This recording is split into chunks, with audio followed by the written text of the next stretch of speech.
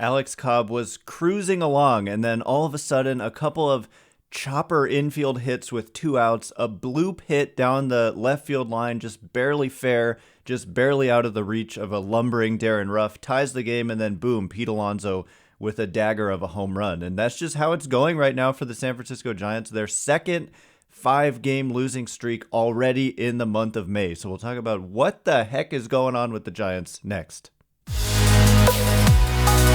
You are Locked On Giants, your daily San Francisco Giants podcast. Part of the Locked On Podcast Network, your team every day.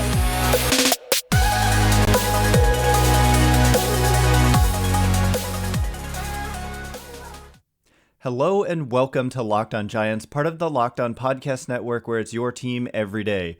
My name is Ben Kaspick, and on this show we provide daily episodes Monday through Friday, talking about the San Francisco Giants in a way that's data-driven and rational, but also simple, passionate, and accessible to all. I'm a former contributor for the baseball statistics and analysis websites Beyond the Box Score and Rotographs. I've been podcasting about the Giants since 2015, and I'm a lifelong fan. Thank you for making Locked On Giants your first listen every day. We're free and available wherever you get podcasts. And coming up on today's show, my goodness, yesterday was just a continuation of something that has really become a theme for the San Francisco Giants in 2022. Now, I mean, if you look at Alex Cobb and you look at his earned run average on the season, and that's all you were looking at, you would be like, wow, this is one of the worst pitchers in baseball. But what is so strange about it is that the peripheral numbers, which tend to be more predictive of success than even your actual results, those numbers are not just better for Alex Cobb, they are great for Alex Cobb. And so what's crazy is that it's happening team-wide, and he's not the only one it's happened to. So basically, he's striking people out, he's not walking anybody, he's not really allowing a lot of home runs at all, keeping the ball on the ground at a ridiculously good rate, and yet the results have been terrible, and that is not normally what we see. And for the Giants overall, they have a 345, their starting pitchers have allowed a 345 average on balls in play, BABIP. You probably have heard this term. We often think of it as a luck indicator. It's not all luck. Like, part of it is defense, and I must say that's part of what's going on here is Darren Ruff lumbering around in left field. You've got Wilmer Flores kicking balls around on the infield, but also part of it is luck because these balls just happen to be hit to those players right in a spot where it's difficult for them to get to it, right? Like Darren Ruff played a ton of left field last year, and this wasn't really an issue. In fact, he actually was pretty good out there. But lately for Darren Ruff, it seems like every other ball, many balls that are hit to him are like just out of his reach, and it ends up being damaging. And that's what we saw last night from Cobb with 2 outs, cruising along in whatever inning it was. It was kind of early in the game. The Giants had a 2-0 lead. And with 2 outs and 1 guy on, this was in the 3rd inning, there was a little chopper hit to Brandon Crawford, and it was just hit so slowly. It was hit like 77 miles an hour. I thought he had to barehand it. I was surprised in real time when he didn't try to just barehand the ball. It was a nice high hop. He probably could have. And if he had to do it again, he probably would have because he didn't make the throw in time. The runner was safe. And then the next batter hit an almost identical ball, 77 miles an hour, straight into the ground, went a distance of 2 feet before hitting the ground. Both of them like negative 50 or negative 70 degree launch angle. So just straight down chopper. And Alex Cobb went to grab it, and it was just in no man's land. There was no way he could make a play at first base. And so then all of a sudden you're in trouble, and I think it was bases loaded, and then Lindor hits like an 80-mile-an-hour pop-up that was just in a perfect spot away from Darren Ruff, and it hits just fair. Darren Ruff goes falling into the net and like literally goes into the crowd side of the fence in the net. Some poor guy had Darren Ruff in his lap. But it went for a game-tying double, and then next pitch, Pete Alonso hits a crushing home run, and all of a sudden it's 5-2. So it's just not normal you might see that a few times a year, that kind of random thing where the ball doesn't bounce your way and the results end up being bad even though you pitched better than that. But this has happened to the Giants a lot. And so what I wanted to say again is their 345 BABIP by their starting pitchers is the highest in Major League Baseball by a lot. The league average on balls in play, at least for starting pitchers, is 285. So they are 60 points higher than the league average, and that is not normal at all. And like I said, theirs is the highest in baseball. And so as a result, their earned run average as a team is 4.27, which is not good. It's the 7th worst ERA in Major League Baseball. And if we look at just actual like runs allowed, I think it's even worse than that. Because ERA, you discount unearned runs, but I think the Giants have allowed quite a few unearned runs as well. So it could be even worse, is what I'm saying. But 4.27 ranks 24th out of 30 teams for the overall ERA as a team. But their fielding independent pitching, the FIP, is 3rd best in baseball at 3.35. So it's not just like, oh, it should be better, they should be closer to average or something. It's crazy because they're one of the worst in terms of actual results and one of the very best in terms of the predicted results based on these peripheral numbers. And when I say peripheral, I mean like strikeouts, walks, home runs. And then it's not just FIP. There's something called xFIP because home run rate is not something that is stable very quickly. And so xFIP attempts to correct for that by just like applying a league average home run rate to you on your fly balls. And so, you could like basically have a good FIP just because you've been kind of fortunate to not allow very many home runs. But that's not the case for the Giants. Their xFIP is 6th best in Major League Baseball at 3.57. There's something called a Sierra, which is another ERA predictor, and the Giants are at 3.52. So pretty much across the board. And StatCast, for whatever reason, I can't see the team expected ERA, but there's this expected ERA number via StatCast. And when we look at guys like Alex Cobb, the expected ERA for Cobb is 1.81. And the actual ERA is 6.25.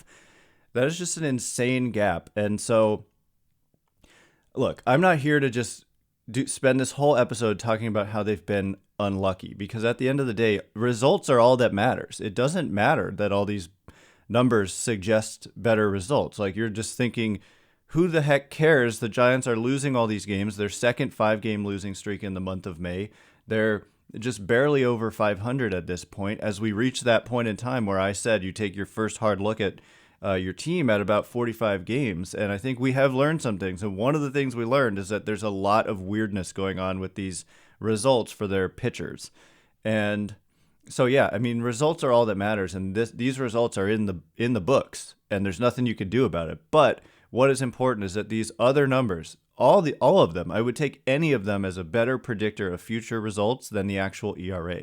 So I'm saying each one of those numbers, the FIP, the xFIP, the xERA, the Sierra, I would take any of those when I was projecting forward as to what the results are going to be for the Giants, as opposed to just looking at the ERA and saying that's what we should expect moving forward. So these numbers are not just better, they're much better. So that's honestly, I'm sticking to that. I expect this to correct, but so far it hasn't. And what we're seeing right now is ugly baseball. And they're also like, they got their butts kicked in this game. It wasn't like that was it, but it did change everything. But they ended up losing 13-3. They lost the previous game 10-1. So they're just getting blown out right now. And you can't blame that on luck. So anyway, coming up next, there's a lot more I want to talk about. How about David Villar in AAA, who just continues to mash? I want to talk about the possibility of potentially they need some help, right? And maybe David Villar is part of the answer.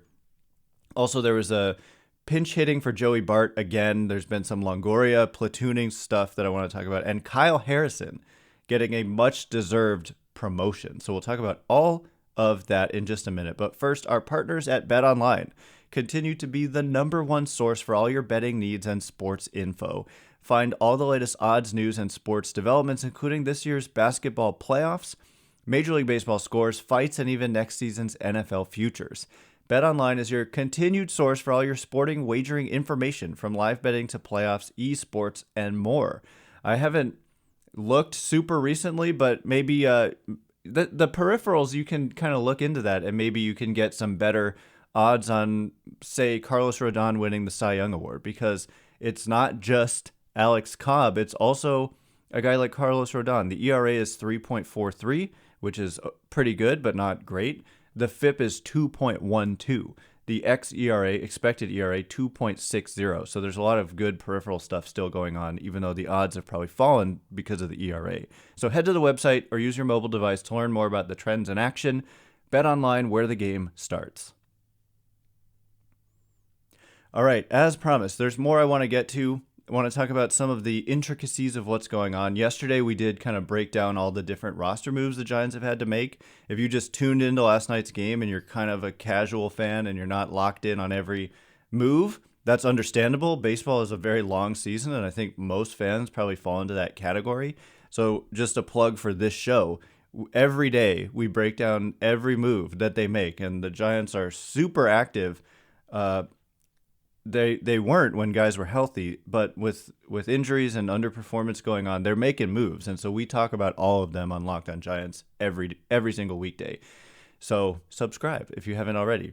Thank you for making Locked On Giants your first listen. For your next listen, check out the Locked On Now podcast, recaps of MLB games with analysis from our local experts, taking fans through the season like no other network, free and available wherever you get your podcasts. And these are where you get raw reactions from each of the Locked On hosts every single day. And so last night I was out there complaining about the bad luck of Alex Cobb. You can hear that and every Locked On host reaction to that game every single night on the Locked On Now podcast. So anyway, I mean, let's talk about the David VR situation. So David VR, we had some questions about David VR in recent mailbags. So David VR has basically been out there in AAA for the Sacramento River Cats. He's got 14 home runs in 38 games. And Farhan Zaidi was recently asked, I think Alex Pavlovich asked him about why fans want to know why Elliot Ramos was called up and then sent down and we haven't seen him again. And Zaidi frankly said, I mean, first, just look at the numbers for Elliot Ramos. He is struggling in the minors, which you don't really struggle in the minors and then come to the majors and have success. That's not typically how it works. But he said, we want guys to dominate in AAA before getting the call up and basically prove that this level is just too easy for them. Well, that is what David VR is doing when we look at the numbers. He's hitting .302. He's got a .427 on base thanks to a healthy 15% walk rate. And how about the .682 slugging? And the difference between the slugging and the average being .380 as an isolated power with those 14 home runs. So the numbers are just bonkers. And the weighted runs created plus, which is taking into account the offensive environment that he's playing in, because the Pacific Coast League is a hot offensive environment. And also it takes into account, like, what are your peers doing? So these numbers by weighted runs created plus are 71 points above league average. Average is 100, and he's got a 171 weighted runs created plus down there in AAA for the River Cats. So VR is a right-handed hitter, and he is a third baseman. He also plays some first, I believe. But the Steamer projection, which is up on Fangraphs, has him pegged at a 338 weighted on base average, which is significantly better than league average. It has him with a 202 isolated power. These are major league projections. And so these keep going up with the performance getting longer. You know, VR is sustaining this in AAA, and he's just improving upon it. Like, he's just continuing to be an absolute monster. And the more that you do that, the more a projection system, I'm not saying Zip, this is the only one, Steamer, there are other projection systems. I'm positive the Giants have their own. And so they, you know, based on what you do in the minors and based on historical data, like, they can see guys who did whatever in the minors, what did they end up doing in the majors? And that's how these projection systems spit out projections. But oftentimes they're quite conservative and they project poor performance unless you just absolutely demolish your competition at those levels. And so he's doing that.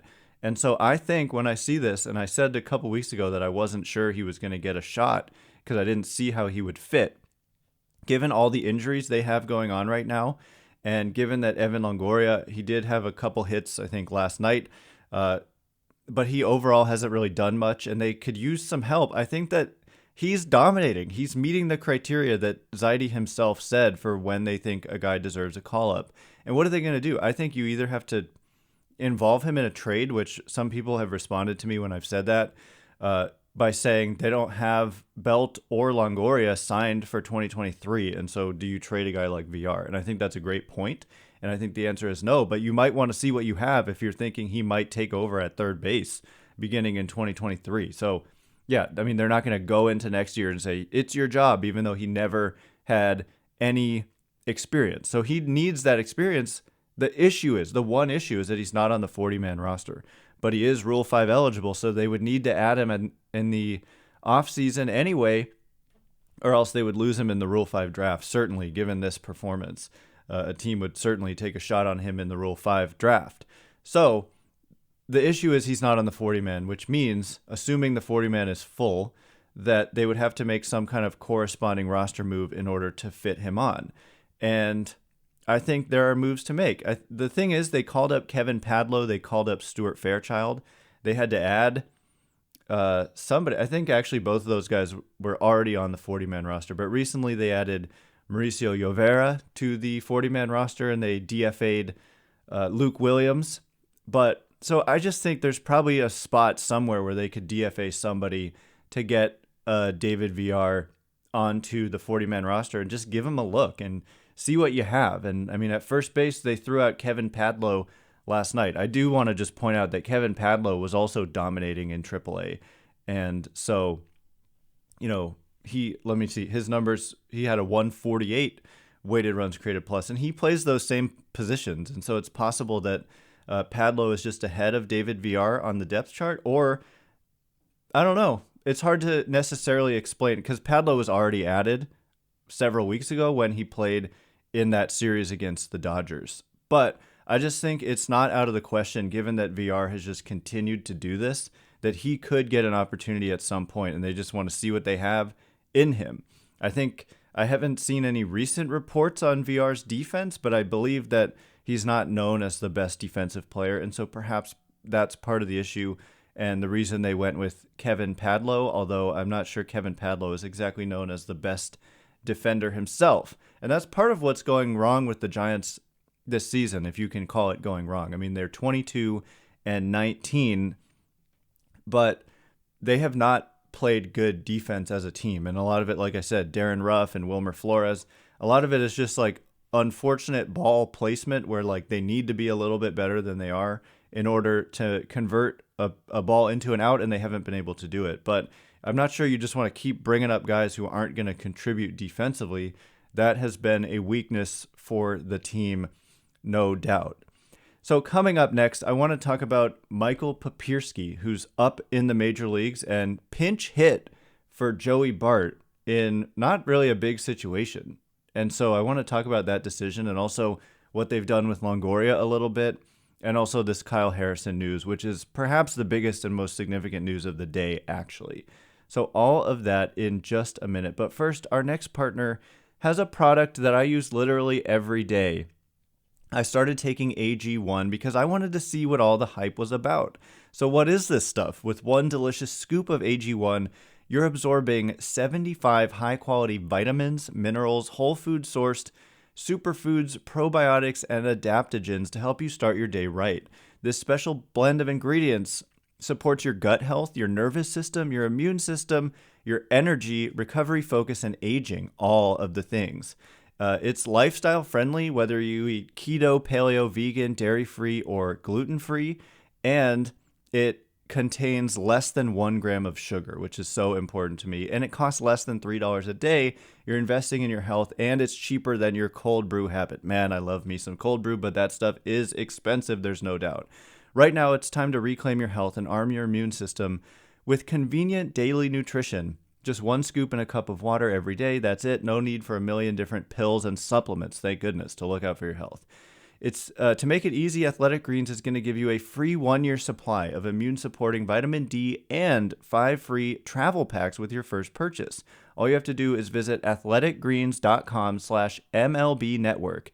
Again, that's athleticgreens.com/MLB network to take ownership of your health and pick up the ultimate daily nutritional insurance.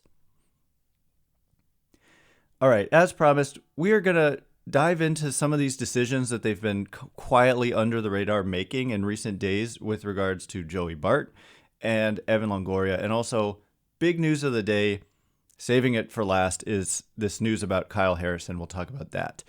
So with Bart and Papierski, I did just think it was interesting. So first of all, as we know, Curt Casali is on the injured list currently. And so that kind of throws a wrench into maybe possibly what is a transition perhaps from Bart to Papierski. So they called up Papierski when Casali went on the 7-day injured list with the concussion protocol symptoms. And the question is like Bart. Okay, so Bart is continuing to strike out at an alarming rate. His strikeout rate is 46.2%, which is the highest in Major League Baseball if you set the minimum to 90 plate appearances. He has 91. I bet you even if you set it to other numbers, it's still the highest in Major League Baseball. He's been able to walk some, but walk at a good rate, mind you. But I don't think he's going to be able to keep that up if pitchers are seeing that he's just swinging and missing through pitches in the middle of the zone, which is what's happening right now. And as a result, I mean, Michael Papierski, we haven't seen it yet. The at-bat quality hasn't been great. He's been like overly passive sometimes on pitches in the zone and then swinging at pitches out of the zone. That's not really his game. He's going to be more selective and like not chasing, which is what they want. It's just hard when you're making your Major League debut. There's probably a lot of nerves. So I would give Papierski time, but I would expect when all is said and done, he is going to be a guy who's able to walk and avoid striking out nearly as much as Joey Bart. And then Papierski is really, really known as a good defensive catcher as well. So Bart, I just don't know. I mean, I just don't know. And the fact that they pinch hit for Bart against a right-handed pitcher with the game it wasn't like a super high leverage moment. I didn't actually write down what inning it was, but the score, I think it was 6-2. And there was maybe a guy on first and 2 outs. And with a righty on the mound, they just pinch hit for Bart with Papierski. And Bart, I mean, he had a hit in the game. He was 1 for 2 with a single and a strikeout. And I don't know. I don't know if something was going on with Bart, but I did just think that was interesting. And maybe because Papierski is a switch hitter, maybe it's a strict platoon for now. And anytime you see a righty, they want to put in Papierski. And anytime you see a lefty, they're going to use Bart. So we shall see. It'll be a righty on the mound for the Mets today in Chris Bassett. And so I would expect probably to see Papierski in the lineup. So I just wanted to point that out. And also before all these injuries, it was worth noting that Evan Longoria was seeing a little bit of platoon action. He was pinch hit for in the 9th inning when they had that comeback on Friday when they were down by 2 runs in the 9th with 2 outs and nobody on base, and they came back and tied it. But in a big spot, I think it was first and second, 2 outs, they pinch hit for Evan Longoria with Jock Peterson, who ended up having a great plate appearance and drawing a walk. But the disrespect, right? They're not just leaving Longoria in out of respect for the veteran player. They took him out. And that's got to be, I don't know, insulting. And I'm not saying it's a bad thing. I agree with this. I've been saying for years that they need to platoon Evan Longoria. The numbers against right-handed pitching just aren't there. Watch the at-bat quality against right-handed pitching. It's just not there right now. And Peterson was clearly a better option against a righty. There's just no doubt. And they made the move. I thought they might not, but they did. And then was it the next day? I'm not sure. They were facing a righty. It was, the next day, Joe Musgrove, and Longoria wasn't in the lineup, and La Stella was at third base. Defensively, that is not, La Stella's arm just isn't very good. And so it's a downgrade there, but it was Rodón on the mound, and he's not really a ground ball pitcher. So I think whenever Rodón is out there, they're willing to put like their lesser infield defenders out there if it means more offense, because they don't expect a lot of ground balls because he's a strikeout fly ball pitcher. And so I think that's why they did that. But it is worth pointing out that at least when mostly everybody was healthy, Longoria was starting to finally seemingly get platooned a little bit. So just wanted to mention that because I've been talking about how this needs to happen for a long time, and we're finally in year 5 of the deal starting to see it. So the last thing I want to say is Kyle Harrison. He has just been absolutely dominant in High A Eugene this season. He's made 7 starts, and his strikeout rate is a cool even 50%. He's literally struck out half of the 120 something hitters that he's faced, 118 hitters faced, and 59 strikeouts. Just crazy stuff for Kyle Harrison. And the walks were a bit of an issue last year in low A, San Jose. The strikeout rate was great at 35.7%, but he went up a level and the strikeout rate shot up even more, and the walk rate got cut down from 11.8 to 8.5, continuing to not really allow home runs either. 1.55 ERA this year in high A, 1.42 FIP, 1.45 xFIP. So all the numbers suggesting about a 1.5 ERA, and that's where he was. So he gets promoted to Double A. So Kyle Harrison was just drafted in 2020, and he's 20 years old, and he was drafted out of high school, and he's about to be in Double A. And so that is exciting. And Alex Pavlovich said, and based on the performance, you can see it for yourself, that the Giants, many in their organization, view him as their most untouchable prospect, meaning their best prospect. And Fangraphs coming into the year rated Kyle Harrison the 39th overall prospect in baseball based on his performance last year in low A. So he goes to high A and he was so good in low A, but he got much better in high A.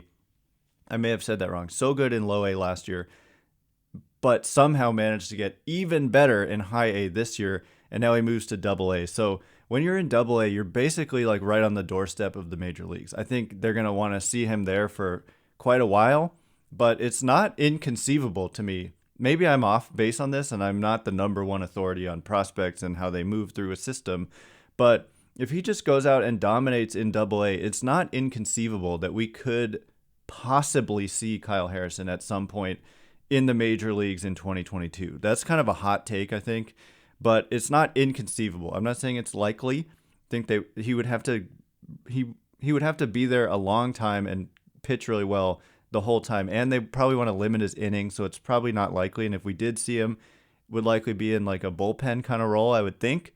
But he's a starting pitcher, and I'm very interested to see what he does in Double A.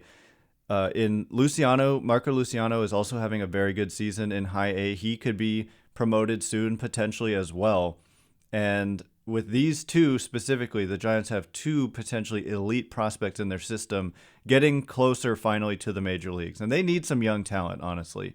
I think we all know that. And thankfully, they do have some guys coming fast. And Harrison is definitely one to watch now that he is in Double A. So that is all the time we have for today. Thanks again for making Locked On Giants your first listen. Now make your second listen Locked On MLB. MLB expert Paul Francis Sullivan brings humor, passion, and unique perspective on every team and the biggest stories around the league. Follow the #1 daily league-wide podcast, Locked On MLB, on the Odyssey app, YouTube, and wherever you get podcasts. Once again, my name is Ben Kaspick. Check me out on Twitter at Ben Kaspick, Kaspick. If you like this show, please consider rating it or leaving a review wherever it is you're listening. It helps me out a lot. So thank you in advance, and thank you so much to everyone who's done so already. I can't wait to be with you again tomorrow. Giants need a win, so hopefully we're talking about a win tomorrow with Logan Webb on the mound tonight against a good pitcher in Chris Bassett. So anyway, I can't wait to be with you again tomorrow. Thanks again for listening. Stay Locked On Giants.